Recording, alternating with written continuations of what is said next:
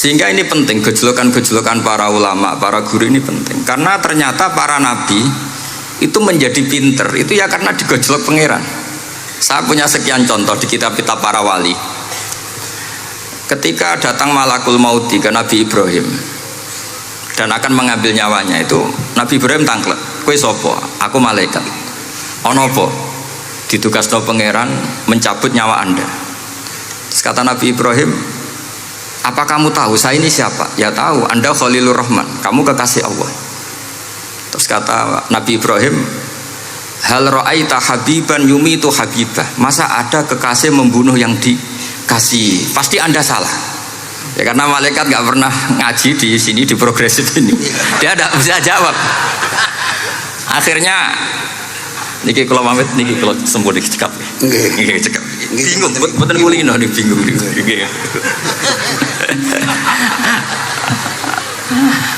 Akhirnya malaikatnya matur malih teng pangeran. Ya Allah, kata Nabi Ibrahim logikanya begini, wahal ra'aita habiban yumitu habibah.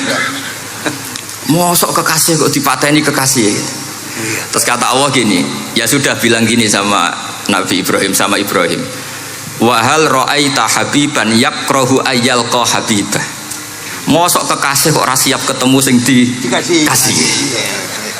Akhirnya Israel datang lagi. Balik mana? Gini logikanya dibalik sekarang begini gitu. Wahal ra'aita habiban yakrahu ayyalqa habibah. Terus Ibrahim bilang oke ya, gak masalah, sudah. Artinya apa? Kita ini diajari satu logika. Logika apa saja? Ini Allah. Sehingga ya memang normalnya hidup tuh cerdas. Kata Ghazali, cerdas nyikapi apa? Realitas. Assalamualaikum warahmatullahi wabarakatuh. Bismillahirrahmanirrahim. Tabarakalladzi nazzala al-furqana ala 'abdihi liyakuna lil 'alamin nadhira. Allahumma shalli wa sallim ala sayyidina Maulana Muhammad wa ala alihi wa sahbihi wa barik wa sallim asma'in amma ba'du.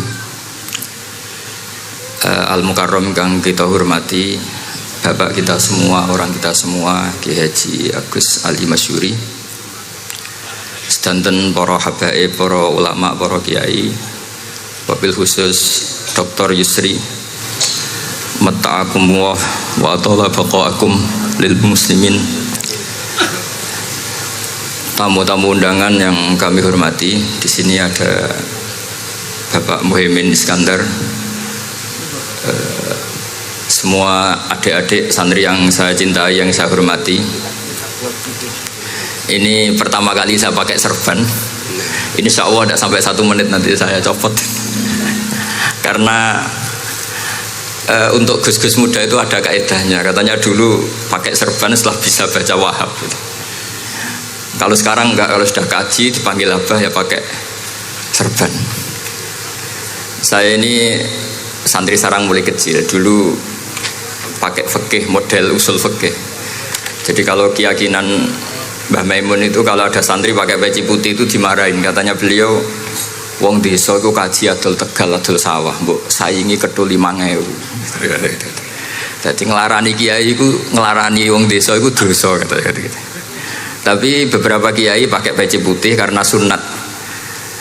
Akhirnya saya sudah haji tapi keterusan pakai peci hitam karena mulai kecil diharamkan terus keterusan itu. Pakai serban juga gitu, dulu ada kaidahnya katanya boleh pakai ini harus setelah ini terus keterusan nggak pakai. Tapi ini alhamdulillah dikasih sama Gus Ali, ini saya terima. Nah ini IARO apa tamblik tidak tahu. Teman-teman bahasa Indonesia Jawa bahasa Inggris jadi bahasa Inggris favorit, understand juga. Jawa mawon dia santai-santai mawon dia. Ini saya tidak tahu, saya harus istighfar atau harus syukur. Karena kenapa saya berpikir ini kalau butuh istighfar nopo syukur, mergi termasuk yang paling saya hindari itu acara seperti ini. Cuma ada 2% pengecualian, yaitu guru, keluarga, temannya bapak. Ini Gus Ali termasuk masuk kategori temannya bapak. Saya itu berkali-kali diundang acara publik itu tidak pernah mau. Satu, mungkin nggak bakat ya, nggak bakat juga nggak ingin.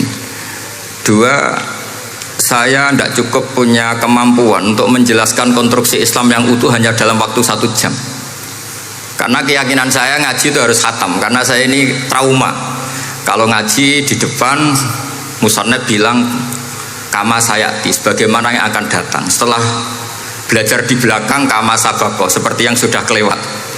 Sehingga gara-gara itu saya kalau sinau itu khatam dari min awali hatta akhiri, karena yang satu di depan kama sayati, setelah di belakang kama sabako apa kama takotan.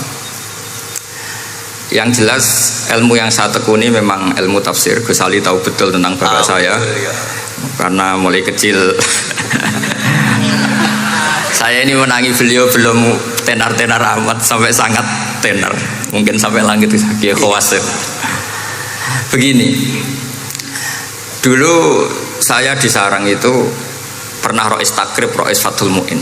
Tapi yang menjadi saya tambah alim itu gara-gara gejolokan bapak begini.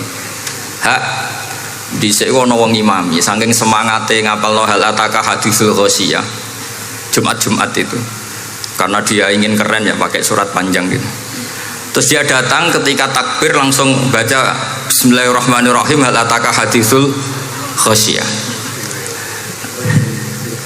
Makmumnya bilang subhanallah, karena dia agak pede dengan surat yang panjang diganti kul ya ayyuhal kafirun. Makmumnya masih bilang subhanallah. Sampai berkali-kali diganti surat kulhu, ya makmumnya tetap bilang subhanallah. Karena nggak tahu caranya mengingatkan kalau imam itu tidak baca Fatihah. Karena ada satu cara, yaitu kon ngelingno ngangge napa subhanallah. Akhirnya wonten makmum sing nekat ora maca Fatihah gitu.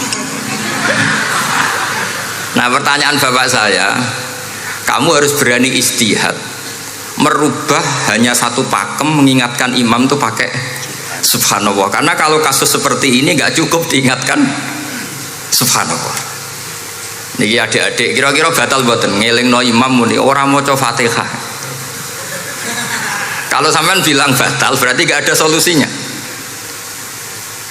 Kalau bilang sah itu beberapa kalimat yang dalam pakem sholat itu napa membatalkan. Sampean milih batal apa enggak?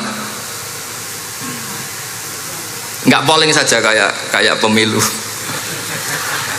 Sampai saya itu cari-cari, akhirnya ketemu juga di kitab Mizan Kubro diterangkan oleh Imam Malik bahwa kalamul musolli, musolli itu ngomong kalau itu manfaat, tapi jangan ditiru loh ya.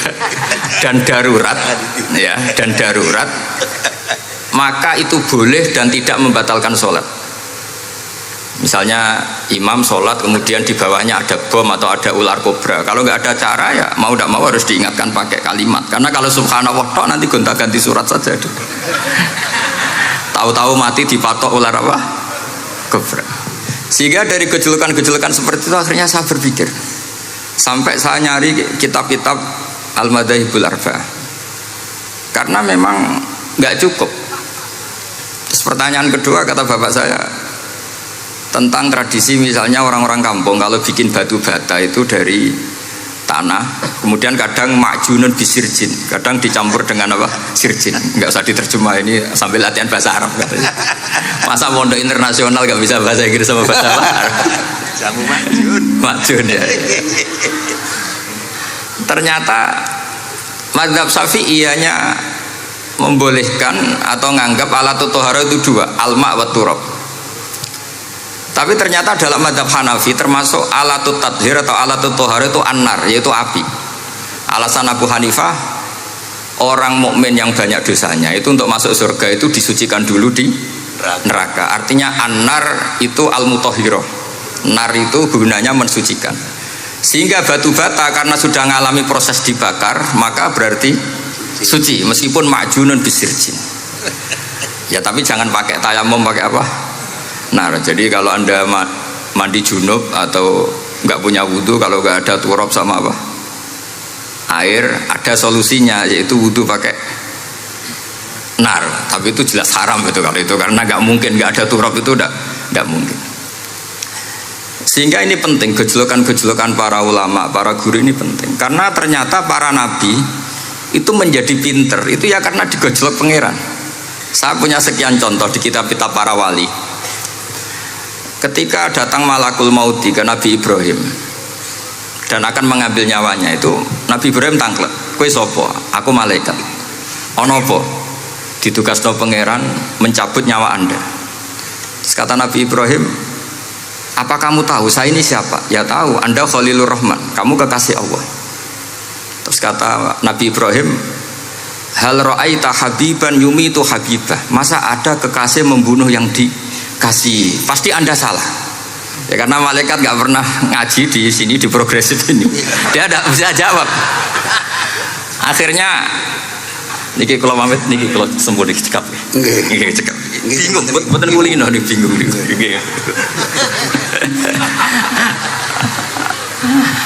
Akhirnya malaikatnya matur malih teng pangeran. Ya Allah, kata Nabi Ibrahim logikanya begini, wa hal ra'aita habiban yumitu habibah. Mosok kekasih kok dipateni kekasih. Terus kata Allah gini, ya sudah bilang gini sama Nabi Ibrahim, sama Ibrahim.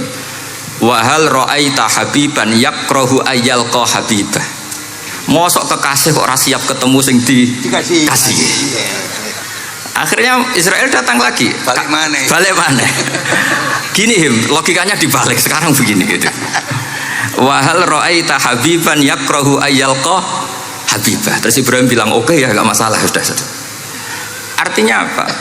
Kita ini diajari satu logika. Logika apa saja? Ini Allah. Sehingga ya memang normalnya hidup tuh cerdas. Kata Ghazali, cerdas nyikapi apa? Realitas. Ini penting saya utarakan. Saya punya sekian contoh kecerdasan para nabi.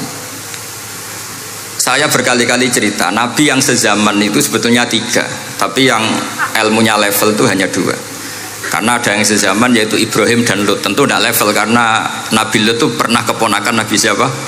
Ibrahim. Kedua Nabi Musa dan Nabi Harun. Tapi ini juga agak level karena Nabi Harun jadinya Nabi itu karena proposal Nabi Musa. Jadi proposal mulai dulu ya ada. Nah, Nabi Musa kita tahu adalah al-sak. Al-sak itu kalau ngendikan itu lesannya agak cedul ya. Cedul. Ini nanya jejer ke sana. Jadi kalau nggak bisa tanya ya. Bahasa Arabnya pokoknya al-sak, cedul ya. Cedul. Karena masyhur ya kita tahu cerita itu Musa yang kecil itu sebeling. Jadi nak digendong Fir'aun itu dijabuti jenggote. Padahal masih kecil. Sesuai Fir'aun curiga dasar Bani Israel. Lama-lama dia memutuskan sepatah ini aja ini jelas darah-darah Israel. Kita tahu Fir'aun adalah orang Kipti, orang Mesir. Setelah berkali-kali gitu terus tanya gini sama Asia, ini anak ini sudah bisa mikir, memang dasar Bani Israel jadi gak suka orang Kipti. Orang bah cah cilik biasa gak masalah. Singkatnya terus dites ada jamroh, ada bara api sama apel. Sebetulnya Musa ini sudah tahu mau ngambil apel, tapi kalau dia ngambil apel dibunuh sama Fir'aun berarti bisa membedakan. Akhirnya sama Jibril diarahkan ngambil apa? Api jamroh tadi. Akhirnya agak ditelan terus menjadi lesannya apa? Cedul ya, tadi. Sampai sepuh jadi nabi tetap begitu. Makanya beliau ngendikan Rabbis shrahli sadri wa yassirli amri wahlul 'uqdatam min lisani yafqahu qawli. Terus proposalnya itu tadi waj'alli waziram min ahli Haruna akhi. Sebagian ayat lebih jelas lagi yaitu wa akhi Harun huwa afsahu minni lisanan fa arsilhu ma'iyya rid ayyusaddiquni. Jadi dan saudara saya Harun lebih fasih berbicara daripada saya. Jadi kualitas ilmiahnya bagus Musa tapi jubirnya itu Harun. Ya kira-kira kayak Mbah Lim dulu ya. Iya Mbah Lim. Ya. Jadi ini saya jubirnya Gus Ali, saya Harun, ini Musa. Maksudnya kaya karena sudah ada nabi. Singkat cerita karena Musa itu agak alsak sehingga Harun ini ya nggak levelnya. Padahal sezaman sehingga ya nggak pernah bantah-bantahan, nggak pernah adu argumen. Yang benar-benar nabi sezaman dan kemudian sering adu argumen adalah Isa dan Yahya. Kita tahu umurnya ya imbang, kualitas al-mazaya wal wadail juga imbang. Nabi Isa kita tahu wa yukallimun nasa fil mahdi wa kahla. Mulai kecil bisa ngendikan ya sudah pinter. Nabi Yahya kita tahu, ya Yahya khudil kitabah biquwah wa atainaul hukma sabiyya. Jadi sama-sama pintar. Wa hananan min ladunna wa zakah wa kana taqiyya. Itu dua beliau ini menjadi satu manhaj besar dalam Islam. Itu kalau main ke salah satu kampung, itu Nabi Isa tanyanya aneh. Aina syirarun nas? Orang-orang yang jelek-jelek itu di mana? Orang-orang fasik itu rumahnya mana? Kalau Nabi Yahya tanya, aina khiyarun nas? Orang-orang baik itu di mana? Akhirnya dua beliau ini saling berargumentasi. Kenapa kamu tanya aina syirarun nas? Gitu. Terus Nabi Isa katanya, lah kenapa kamu tanya aina khiyarun nas? Terus kata Nabi Yahya, enak kancanan wong soleh, gak ruwet kan. Kancanan wong soleh itu kan enak, gak dibodoni, gak ruwet.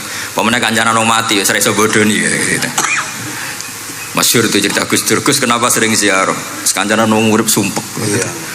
Wong mati gak tau bejo. Wong mati ra tau bejo. Ini teman ziarahnya Bapak. Wong mati ra tau bejo. Ya.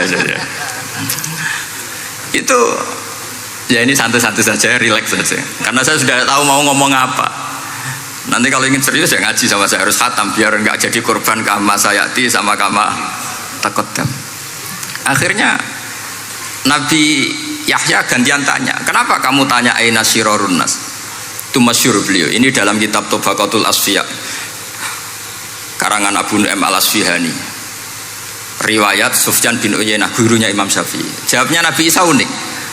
Anak nabiyu, saya ini nabi. Biman zilatit tobib. Nabi itu ibarat dokter. Udawil mardo. Di mana-mana dokter itu cari orang sakit.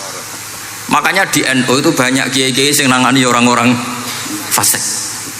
Dakwah nih gue wong nakal-nakal itu ya ada khazanahnya, asal gak keterusan katut gitu saja.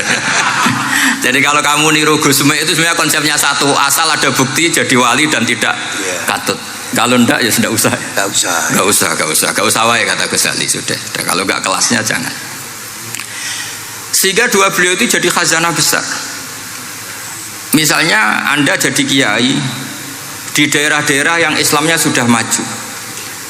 Mungkin Anda ini hanya mendapat fasilitas dari Islam. Makanya saya sendiri secara pribadi, misalnya kecelok pinter, tah ranking, tah juara musabaqah tilawatil Quran, kadang dari sekian prestasiku untuk umroh mendapat. Karena kita punya prestasi di daerah yang prestis. Sementara teman-teman kita, makanya ini kalau ada santri progresif yang nggak pinter, tak kasih ijazah, tak kasih support. Barokahnya tidak pinter, akhirnya hidup di daerah tertinggal. Barokahnya hidup di daerah tertinggal, Anda muassisul ma'had, Anda muassisul masjid. Sing prestasi hanya mendapat dari negara, yang tertinggal malah memberi kontribusi. Akhirnya apa? Lama-lama ini yang prestasi coro Jawa ngatok tomak. Saya dapat apa? Sementara yang di desa tertinggal, saya bisa memberi apa? Sehingga Allah bikin wong bodoh itu ada rencana besar kira-kira. Jadi mau orang bodoh itu gak ada orang-orang santri yang hidup di daerah-daerah apa? Tertinggal. Aman golek prestasi, golek umroh. Terus ambisi ngimami Masjid Haram bareng. Terus kapan dakwahnya? Karena yang diburu itu mendapat, bukan memberi. Ini bahaya sekali bagi Islam. Sehingga tradisi guru-guru kita, nah santri pinter ya dilem, santri bodoh ya dilem, santri bulet ya dilem, santri setengah bulet ya dilem, sekabeh kaulane pangeran. Kok ana hikmah dhewe-dhewe kata gitu. Tapi ini bukan justifikasi atau melegitimasi kenakalan anak-anak Anda. Ini mau cerita ilmiah. Kemudian ada perdebatan lagi. Dan ini nanti terusannya adalah ulama warasatul anbiya. Sayyid Abdul Al-Haddad itu masyhur. Kalau ada orang sowan ditanya, kiaimu nak mulang tau nangis? Mboten nate. Lereni ngaji wek wong ngono iku. Atine atos gitu. Tapi Abdul Hasan Asyadzili kalau ada orang tamu tanya, kiaimu nak mulang tau guyu? Mboten nate. Lereni wong ra iso syukur gitu. Jadi ini dua kutub besar. Siapa yang nggak tahu kewalian Abdul Hasan Asyadzili? Siapa yang nggak tahu kewalian Sayyid Abdul Al-Haddad? Nah ini kalau Gus Ali sudah dua-duanya, guyu ya sering, nangis ya sering, sudah ini sudah makomen, ini sudah Majma'ul Bahrain kalau dalam ilmu tasawuf. Dan itu mirip perdebatan Nabi Yahya dan Nabi Isa. Nabi Yahya itu happy, hidupnya happy, kayak bapak saya itu hidupnya happy. Zaman miskin saja nggak pernah susah Gus. Nggak pernah susah ya. Bapak saya itu khasnya nggak pernah susah. Mau meninggal saja masih guyon sama saya. Mau kapundhut tuh seguyon kan. Ya seneng, ya happy saja. Jadi mirip cerita Jalaluddin Ar-Rumi. Beliau mau kapundhut, muridnya nangis semua, marah-marah dia. Kamu murid-murid yang bodoh. Saya ini mau ketemu kasih kamu tangisi. Ayo joget semua. Makanya kalau ada orang mati kok ceria itu karena mazhab Jalaluddin apa? Ar-Rumi. Masyhur itu. Ini malam pengantin saya, kenapa kamu nangis? Makanya jadi mitos kalau mimpi jadi manten tuh mau mati. Karena kalau Jalaluddin Rumi istilahkan kematian itu adalah pengantin. Umar bin Abdul Aziz, salah satu khomisul khulafa masyhur itu. Ketika mau kapundhut orang nangis semua juga dia marah. Memangnya saya mau kemana kok kamu tangisi? Ila khairi madhubin ila khairi rahimin ila arhamir rahimin. Timbang kumpul kon sumpek. Aduk mati katanya. Memangnya saya mau kemana kan? Ila khairi madhubin ila, ke zat yang terbaik yang kita tuju. Ini mirip Nabi Yahya. Sehingga Nabi Isa ngejlok, mali aroka dohikan ka'annaka ta'manu min makrillah. Kamu kok sering senyum, sering guyu, ngakak-ngakak, seakan kan kamu tuh tidak pernah akan kena siksa. Nabi Yahya gantian bales, mali aroka abisan ka'annaka taqnatu min rahmatillah. Lah kamu merengut terus koyo ora ono rahmate pangeran saja. Ini terus jadi madzhab antara Abdul Hasan Asyadzili dan Sayyid Abdullah Al-Haddad. Sayyid Abdullah Al-Haddad juga diikuti banyak kiai. Itu kalau habis sholat tuh masih susah diterima enggak, sholat kita makbulah apa enggak, puasa kita makbul apa enggak, sujud kita makbul apa enggak. Tapi kalau Abdul Hasan Asyadzili, kalau ada orang tanya gitu dimarahin. Sujud kalau ditampi boten ya Sayyid Abdul Hasan Asyadzili, gak usah mikir ngono, ditedir sujud wis luar biasa. Orang geruang ditedir sujud, gak usah mikir ditompo ta ora. Loh iya, ketika kita nanti ketemu Allah, prestasi betul gak pernah sujud itu. Sebagai hamba kita bangga pernah sujud, terus gak penting ditompo ta ora. Bahkan kalau anak-anak muda ini kepengen ditompo niat elek, ditompo digajar pangeran terus mlebu swarga terus sama bidadari gitu. Jadi muni ditompo tapi pikirannya sudah ngayal macam-macam. Kalau mazhab Abdul Hasan Asyadzili enggak. Sehingga kitab hikam, kita tahu kitab hikam itu adalah dikarang Ibnu Athaillah As-Sakandari, dia muridnya Abdul Abbas Al-Mursi, dan ini terus muridnya Abdul Hasan apa? Asyadzili. Itu cerminan Syadziliyah murni. Ya saya ulang lagi, itu cerminan Syadziliyah apa? Murni. Sehingga beliau ngendikan masyhur itu, qalilul amali ma'a syuhudil minnah minallah khairun min kasiril amali ma'a ru'yatit taqsir. Jadi amal sedikit tapi yakin itu anugerah Allah, lebih baik beramal banyak tapi masih merasa salah karena ra ono syukure. Makanya bapak saya Gus Ali ana wong abangan gelem salat, gak tahu gak disahno sah terus. Ketika ada orang fakir marah-marah tapi rubuh gedang, wes rubuh gedang lah, wes sah terus. Pokoknya sah terus. Ini sangat-sangat sadili berarti. Ini penting saya utarakan supaya khazanah kita itu tidak pernah habis. Karena al ulama warasatul anbiya. Nabi tidak ada warosati tapi warasatul anbiya. Sehingga semua watak para nabi sebelum Rasulullah Shallallahu Alaihi Wasallam itu semua tercermin pada umatnya Rasulullah Shallallahu Alaihi Wasallam. Cerita paling terkenal tentu Asra Badrin.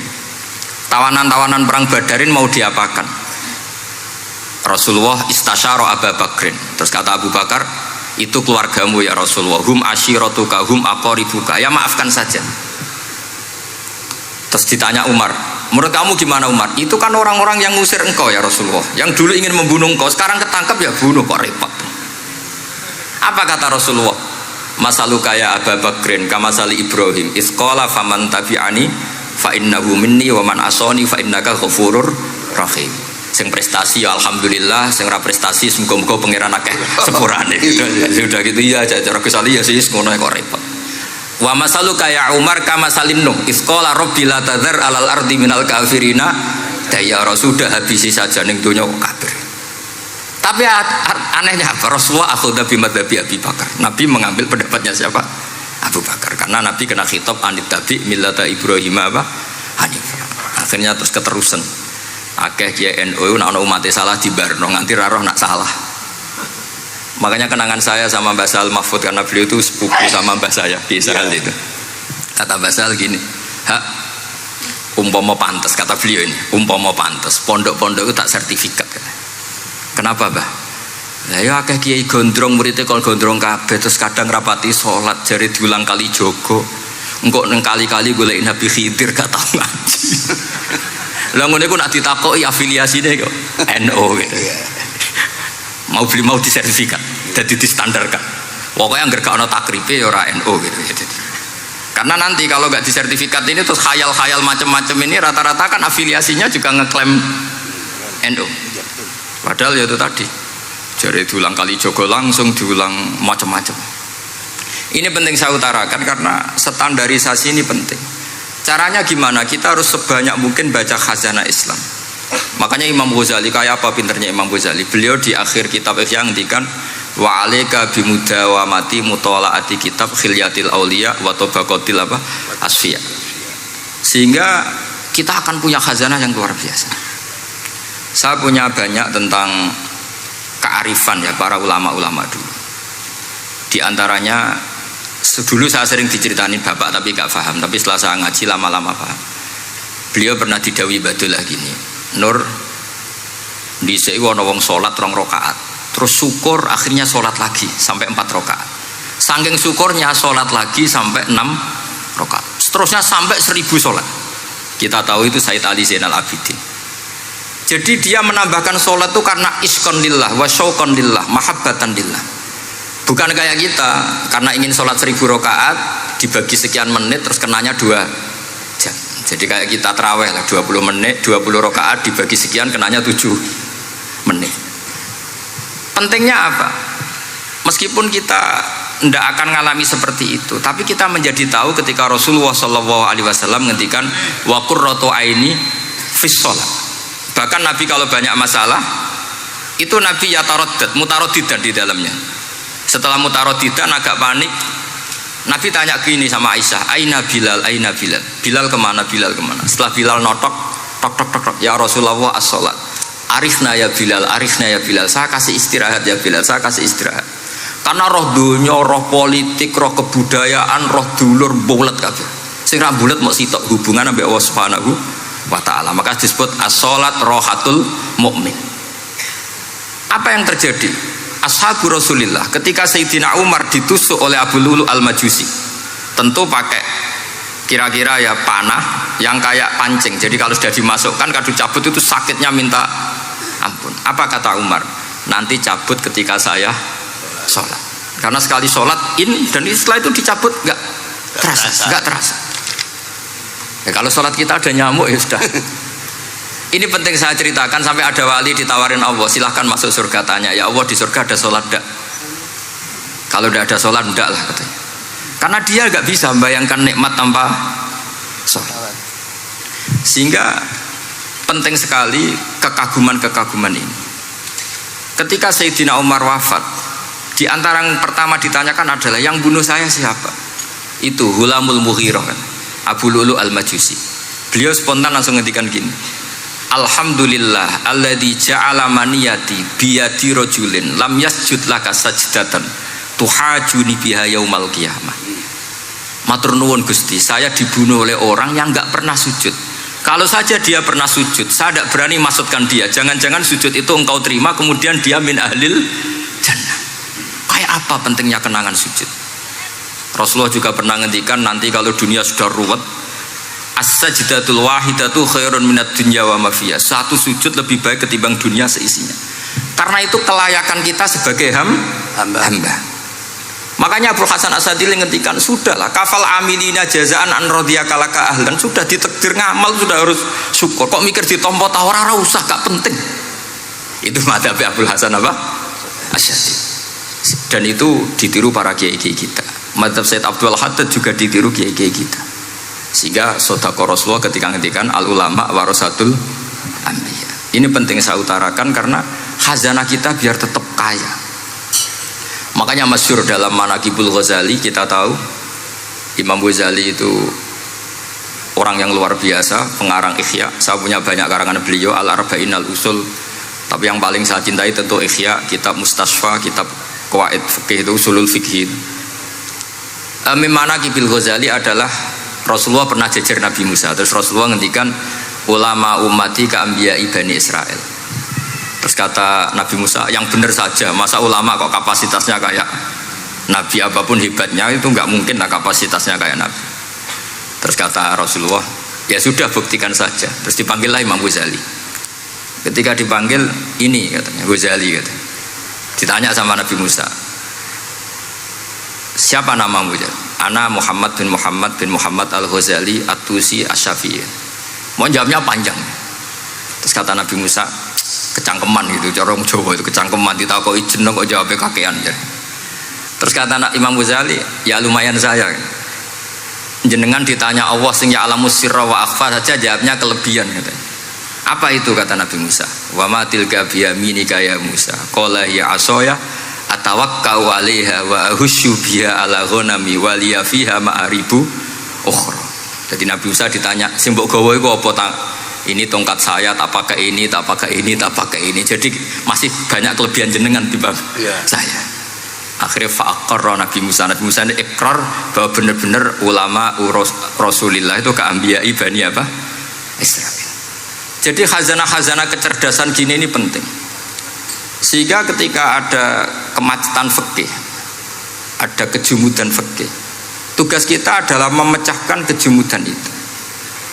Misalnya begini, ini yang sering dilakukan Bapak saya dan Gus Ali. Kancanan wong fasik hukumnya piye? Ya ora oleh, wong kok kancanan wong fasik. Tapi kalau dibalik, bina wong fasik boleh ndak? Boleh. Syaratnya bina kudu ngancani. Jadi dibelokkan gitu aja sudah rubah. Hadza huwal fiqh. Yang dikatakan fikih ya seperti ini. Tapi orang-orang yang nggak ngerti detailnya fikih, apalagi usul fikih, fikih itu menjadi rumit. Makanya ahli sunnah itu luar biasa. Ada orang mati karena narkoba atau karena apa itu oplosan. Itu kiai cokre. Itu kiai alim biasa datang.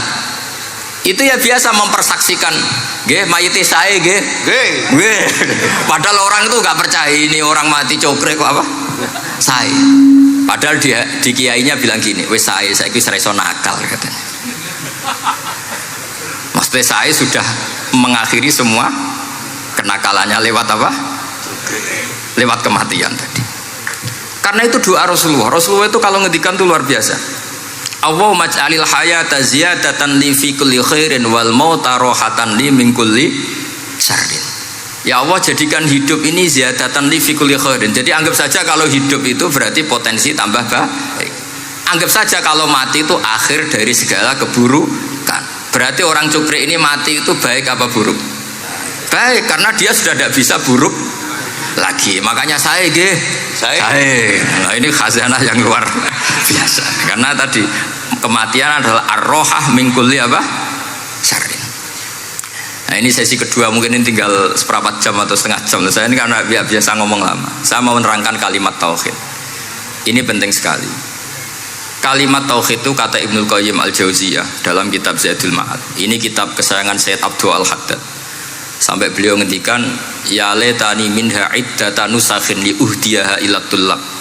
Semoga saya punya naskah banyak yang mau saya hadiahkan ke santri-santri. Saking pentingnya kitab apa Zadul Qayyim. Itu beliau mengartikan la ilaha illallah itu luar biasa. Kalimat ini adalah kalimat super.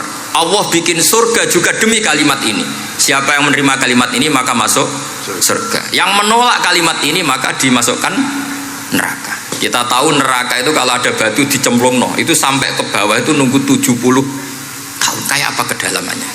Bigo siapa saja tidak akan bisa itu bikin apa? Neraka. Karena kalau batu dijatuhkan nunggu 70 tahun itu sampai qariha. Itu dibikin juga untuk orang yang menolak la ilaha illallah. Kemudian karena manusia butuh latihan, dibikinlah langit dan bumi supaya didiami manusia untuk menerima konsep la ilaha illallah.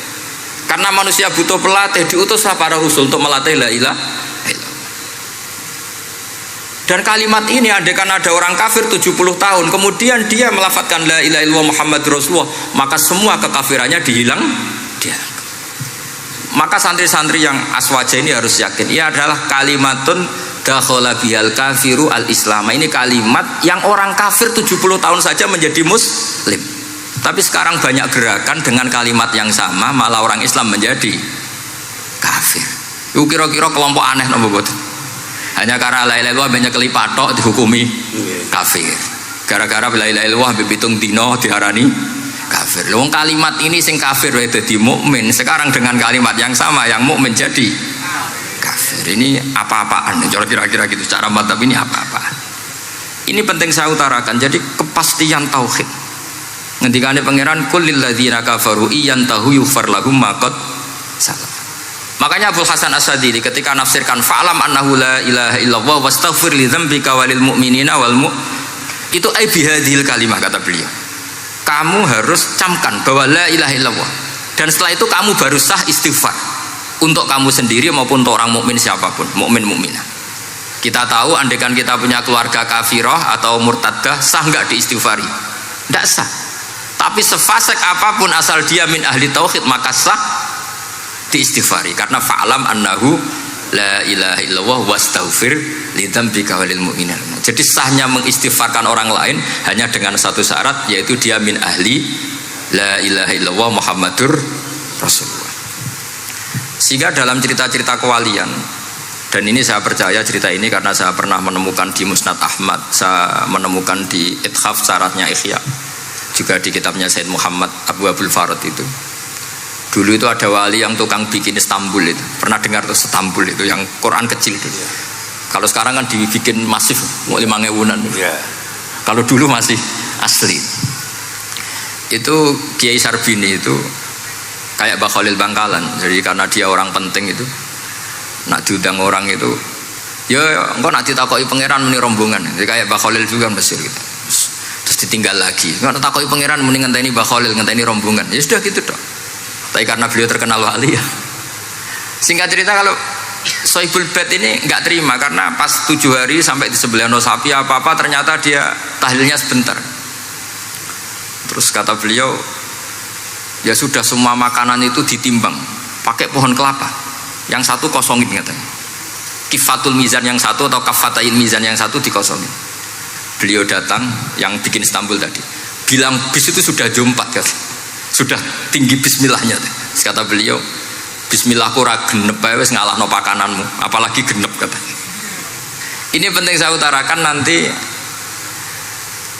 di cerita yang di kitab Musnad Ahmad. Ini perlu dicamkan. Saya hafalkan hadis itu. Inna wa ta'ala istakhlasa rajulan min ummati ala ru'usil khalaik.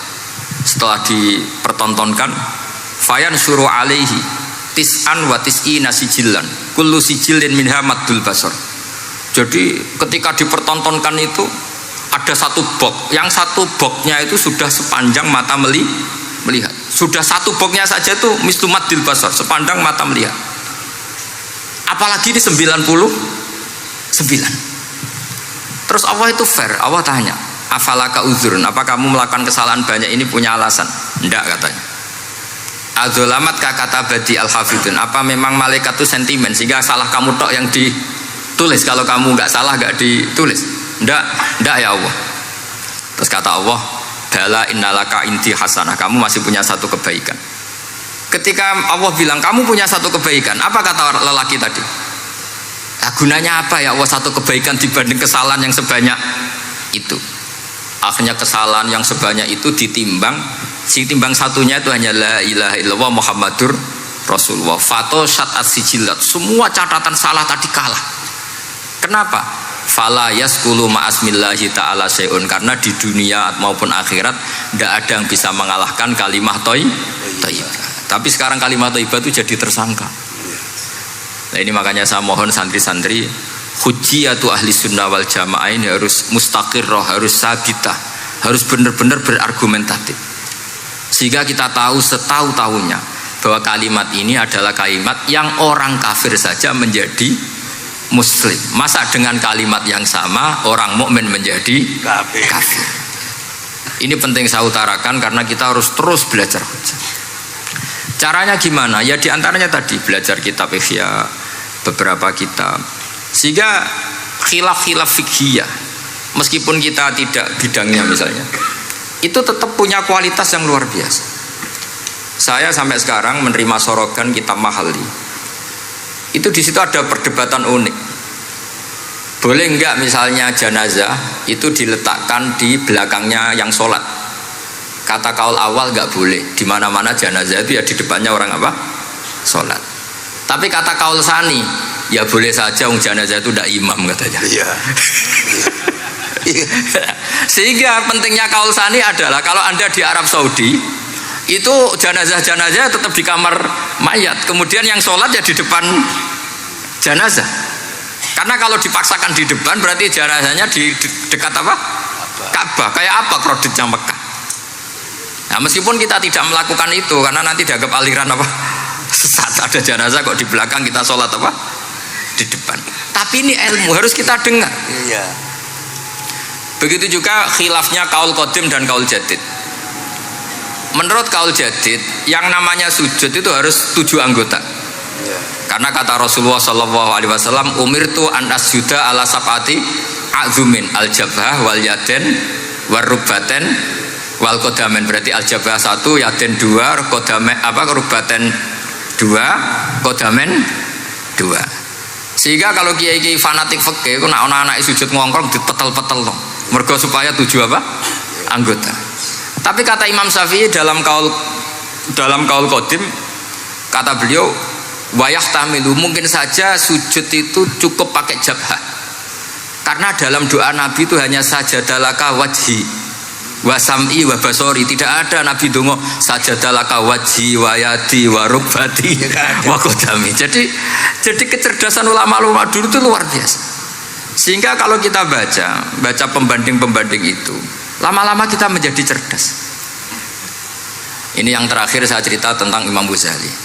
Dulu banyak orang yang bermadzhab pentingnya uzlah, sehingga banyak ulama yang uzlah. Alasannya kumpul wong serepot tok, paling gak ngerasani wong lah, minimal dosanya ngerasani wong.